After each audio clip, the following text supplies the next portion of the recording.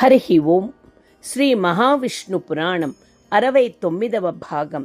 శివుడు తన పరశువుని పరశురామునికి అనుగ్రహించుట, కార్తవీర్యార్జున సంహారం, భూమిని నిక్షత్రియం చేయుట. కైలాసం చేరుకొన్న పరశురాముడు శివునికి సాష్టాంగ నమస్కారము చేసి స్తుతించాడు. దేవాదిదేవ శంకర, విశ్వానికి కర్తవు, భర్తవు, హర్తవు అయిన నీకు నమస్కారము. వేద పురుషుడవు, సత్యస్వరూపుడవు అంటూ చేసిన స్తుతికి శంకరుడు ప్రసన్నుడైనాడు. పరశురాముని వంక చూసి, రామ, రేణుకాదేవి జమదగ్ని మహర్షికి శ్రీ మహావిష్ణువు అనుగ్రహముతో జన్మించావు. ఏమి కోరి వచ్చావు నా దగ్గరకు నాయనా అని అడిగాడు. పరశురాముడు, దేవా చంద్రశేఖర, మా తండ్రి జమదగ్ని మహర్షి తల్లి రేణుకాదేవి కోరికపై దేవలోకము నుంచి కామధేనువు వచ్చి కార్తవీర్యార్జునుడికి, అతని సైన్యానికి అతిథి సత్కారాలు, భోజన ఏర్పాట్లు చేసింది. అది చూసిన కార్తవీర్యార్జునుడు దుష్ట బుద్ధితో కామధేనువుని బంధించి తీసుకువెళ్లడానికి ప్రయత్నించాడు.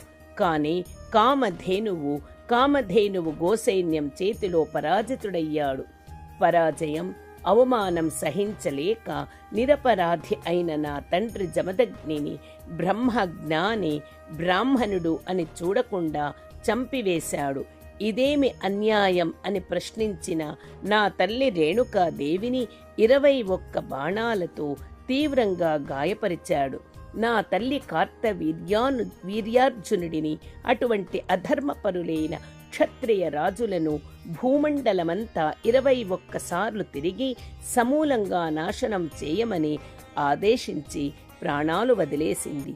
ఈ కార్యాలు చెయ్యడానికి కావలసిన శక్తి సామర్థ్యాలు నీ అనుగ్రహము వలన లభిస్తాయని నా తల్లి రేణుకామాత మార్గదర్శనము చేసింది. నీ అనుగ్రహము కోరుతూ కైలాసము నీ దర్శనానికి వచ్చాను. అఘోర రుద్రుడవైన మహాదేవ, ఈ భూమండలాన్ని 21 సార్లు నిక్షాత్రము చేసే శక్తి ప్రసాదించు అని కోరుకున్నాడు. శివుడు విజయ ప్రాప్తికి ఆశీర్వదించి, రామ, సర్వశక్తులు, శస్త్రాస్త్ర విద్యలు నీకు ప్రసాదిస్తున్నాను. శత్రు సంహారము చేసే మహిమాన్వితమైన నా పరశువును నీకు ఆయుధంగా ఇస్తున్నాను. నీవు తలపెట్టిన కార్యాలు నిర్విఘ్నంగా జరుగుతాయి. పరశురాముడు అన్న నీ పేరు ఈ పరశువుతో పొందిన విజయముతో జగద్విఖ్యాతమవుతుంది అని పరశువు ఇచ్చాడు. పరమేశ్వర ప్రసాదమైన పరశువు గ్రహించిన పరశురాముడు పరమశివుని అనుమతి పొంది కైలాస పర్వతం వద్దనే వినాయకుని మూర్తిని ప్రతిష్ఠించి పూజలు, ప్రదక్షిణ నమస్కారాలు చేసి అక్కడ ఉన్న బ్రాహ్మణులకు అన్న సంతర్పణ చేసి దాన ధర్మాలు చేశాడు. కార్తవీర్యార్జునుని రాజధానికి వెళ్ళి కార్తవీర్యార్జునుడిని యుద్ధానికే పిలిచాడు. జరిగిన భయంకర యుద్ధములో మహాదేవుడు ఇచ్చిన పరశువు ప్రయోగించి కార్తవీర్యార్జునుడి సేనలను నాశనము చేశాడు. చివరకు కార్తవీర్యార్జునుడి 1000 బాహువులను ఖండించి సంహరించి తల్లికి ఇచ్చిన మాట నిలబెట్టుకున్నాడు. తల్లి రేణుకాదేవికి ఇచ్చిన 2వ కోరిక తీర్చడానికి భూమండలమంతా 21 సార్లు తిరిగి రాజులనేవారు లేకుండా నిక్షాత్రము చేశాడు.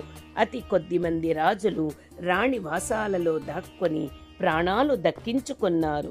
విజయము పొంది సంపాదించిన భూమినంతా కశ్యపునికి దానమిచ్చేశాడు.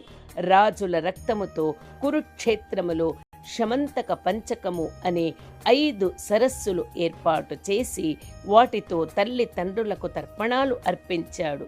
భూమిని దానమిచ్చేయడము వలన పరశురాముడి సముద్రుని తపస్సుకి ప్రదేశము కోరాడు. సముద్రుడు పరశురామునిపై గౌరవముతో వెనుకకు తగ్గి స్థలం ఇచ్చాడు. సముద్రుడు ఇచ్చిన ప్రదేశాలలో 7 పరశురామ క్షేత్రాలు ఏర్పడ్డాయి. హరి ఓం తత్సత్. శ్రీకృష్ణార్పణమస్తు.